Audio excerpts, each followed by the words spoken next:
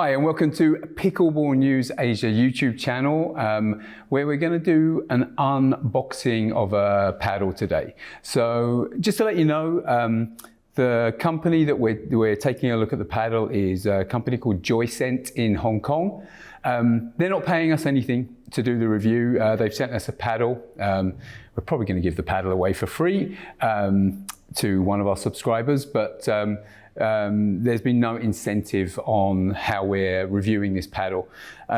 So the first thing to say is this is not their premium paddle. So they have some Gen 4 and what they call Gen 4.5 paddles. I would describe this as a Gen 2 paddle, but from a pricing point of view, for a Gen 2 USAP approved paddle, which is what this is, it comes in at under sort of 220 ringgit, which is a very, very good price. So kind of taking a look at it with that in mind. So first thing, before we get into the actual play of the paddle, for a paddle of this price, it comes pretty nicely packed. So it comes in this box, and then when you open up, okay, so the interesting thing is you have the paddle, but it's nicely packed.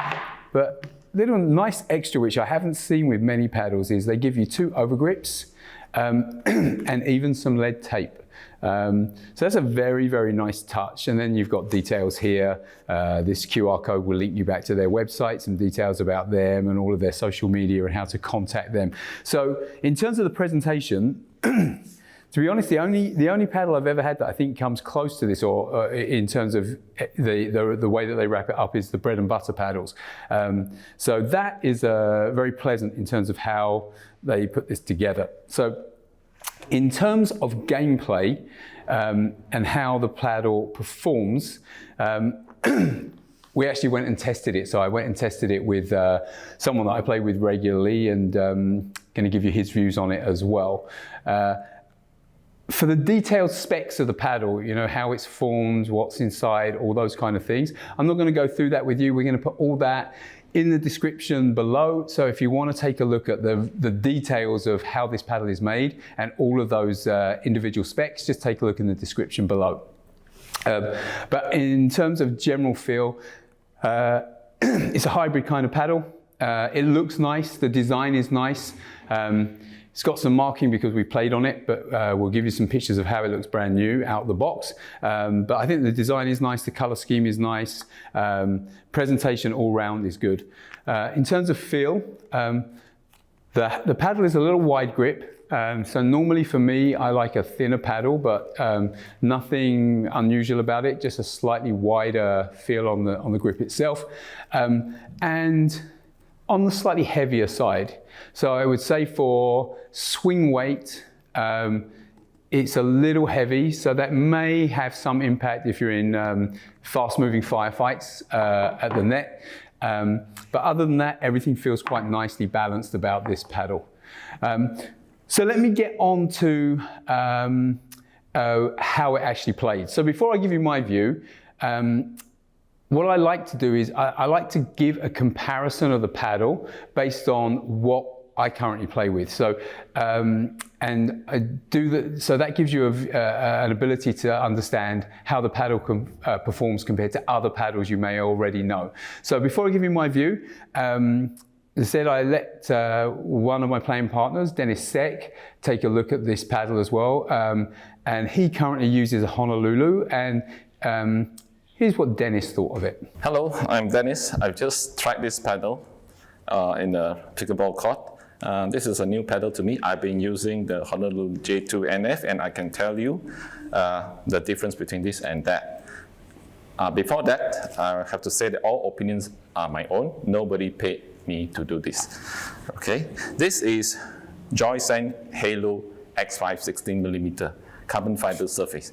So on the court, as you can see some of my hits in the video on my background, I tried dinking, I tried volley, and I tried sun drive. I tried these 3 things, and they are pretty much the same as many paddles, all that you want to do. The difference that I can sense to the paddle I'm using is that my paddles is a touch more power and a little bit more pop, and that's due to the construction of the core. This is a Gen 2 core, I was told.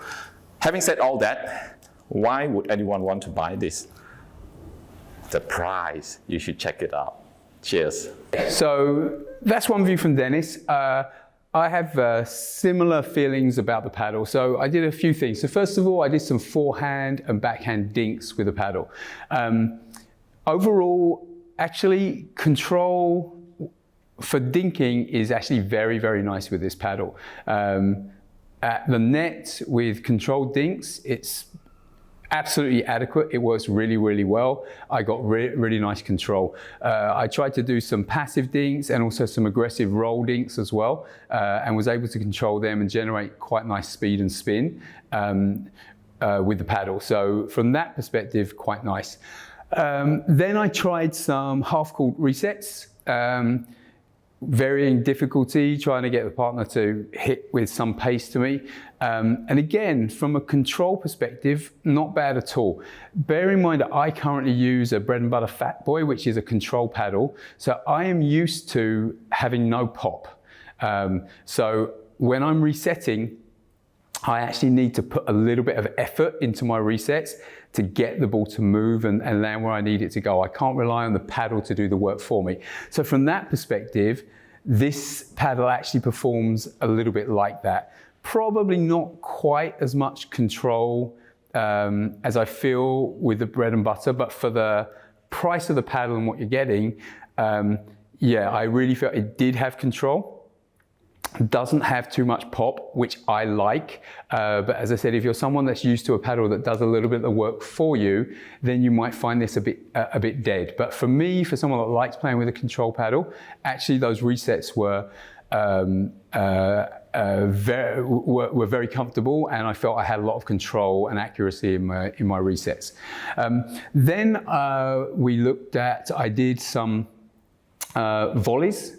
To get the feel for volleys. So for volleys, again, unsurprisingly from what I've said to you, the control is there with the volleys, but it does lack some power. So even compared to the control paddles that I'm used to using, I found that it was very little responsiveness when I'm volleying. So on the good side, what that would mean is less likely to make those errors where you hit an uncontrollable volley out, but it did mean there was a little lack of power on the volleys. So the volleys were safe, but to really play aggressive, fast or deep volleys, you're going to need to put more work in with this paddle. So everything's always swings and roundabouts. It depends on what you prefer, but if you want a safer game where you're more likely to get it in, but may not be able to hit that killer straight away, this serves a purpose. But if you're someone that really wants to go aggressive on your volleys, you're going to have to put more work in with this paddle to get that aggression and get that speed of volley. And then the final thing I tried was back of court drives, forehand and backhand drives. And probably unsurprisingly, that's probably where it was at its weakest. So if you're going to use this as a singles paddle, you're probably going to really struggle because it does not generate a lot of power from the back of the court. That's not to say you can't hit it with some power, but again, you need to generate a lot of that power yourself. This paddle is not going to generate it for you. So I was still able to hit it with speed, but it took effort and it took more force from my swing in order to do that. On the plus side, again, it still had a lot of control. So, so with the drives that I was doing, this paddle, because it doesn't have a lot of that pop as you release it, the ball really is going to go where you direct it. So you compromised on the speed of drive you can get, but you can get some consistency, and it's actually quite easy to keep that drive low with this paddle as well. So overall, I think when I look at what you get for and for the money that you pay, this is a very, very good value for money paddle. You're USA approved, so you can use it in tournaments. It definitely feels solid.